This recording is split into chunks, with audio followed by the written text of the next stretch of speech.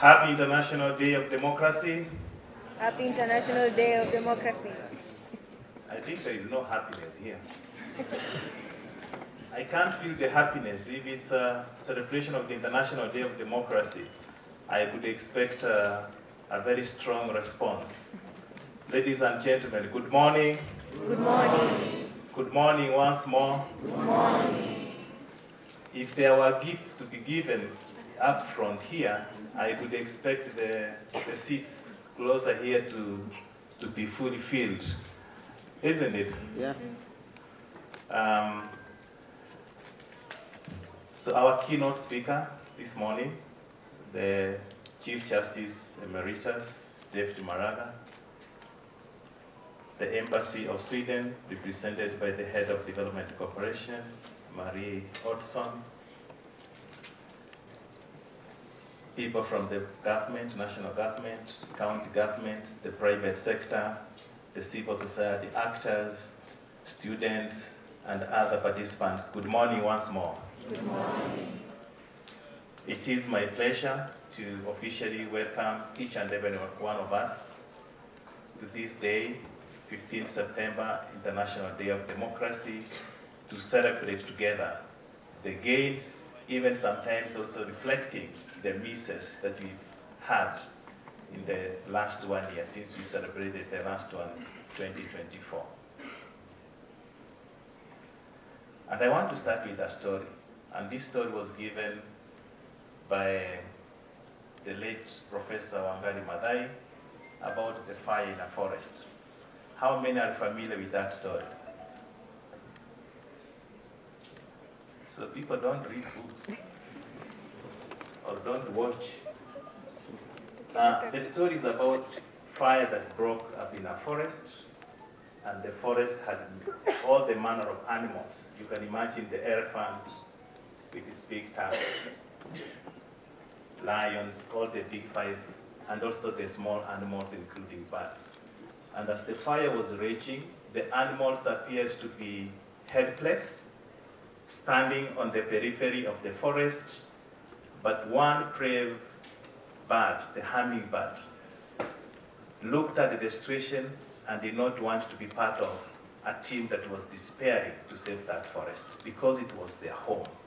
And what did the hummingbird do? It used its small beak to go and pick water drop by drop, and was acting to ensure that it did its part to reduce the fire from destroying the forest. This morning, we are here and we have a forest that has been caught up by fire. The question I want to ask you, in this forest, what are you going to do to ensure that fire does not destroy this forest completely? We have our democracy, which is at stake, and the Titus has just demonstrated through the report of a survey that was done that indicates that Kenya actually dropped one step down from being obstructed to repressive state. And that means our freedoms of expression, the way we want to do our business in an open way, is much more controlled than it was before. I don't know whether it's going to be closed, because then the last step is to close that space for civic space, and none of us, our voices will be much more controlled. Even when you imagine, there was a period you were even imagining, and I don't know how people measured that I was imagining this, and then you could be detained. But allow me to reflect from this story of Professor Wangari Maathai. When the animals looked at this bird, they stood watching, helpless and overwhelmed. And I said only the tiny hummingbird acted, flying back and forth with drops of water in its beak. When the others mocked, the hummingbird simply said, "I'm doing the best I can." This story carries a timeless lesson. Democracy is sustained not by grand gestures alone, but by the small, consistent efforts by citizens who choose to act no matter how overwhelming the challenges are. In our country, Kenya, we see this spirit of the hummingbird every day. When young people using digital platforms to fast-track and fast-check leaders, expose corruption. They are like hummingbirds, adding drops of accountability to the fire of democracy. When communities insist on public participation in key processes, either at national level or at counties, even in remote areas, they are drops of inclusion, ensuring resources reach where they are needed most. When citizens monitor elections, report irregularities, and demand transparency, they are drops of vigilance, of safeguarding dignity and trust in our institution. Even the courage of students. We are hosted at the university, student leaders here at the University of Nairobi and other universities who advocate for fairness and representation are important ripple outward effect. But I'm also a Christian, and I have a scripture I want to read for you. Galatians 6:9, it says, "Let us not grow weary in doing good, for at the proper time we will reap a harvest if we do not give up."